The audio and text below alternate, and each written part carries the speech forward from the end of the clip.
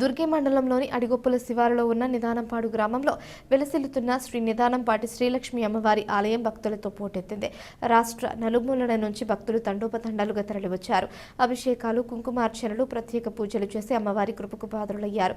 సాయంత్రం శ్రీ లక్ష్మీ అమ్మవారిని పల్లకీలో గుడి చుట్టూ ప్రదర్శన చేయగా భక్తులు ఆ చల్లని అమ్మ సేవలో పాల్గొని మొక్కుబడులను చెల్లించుకుని తీర్థ ప్రసాదాలను స్వీకరించారు. ఆలయ కమిషనర్ ఆదిశేష నాయుడు, ధర్మకర్త వెంకటేశ్వర్లు పాల్గొని భక్తుల సౌకర్యాలను పర్యవేక్షించారు.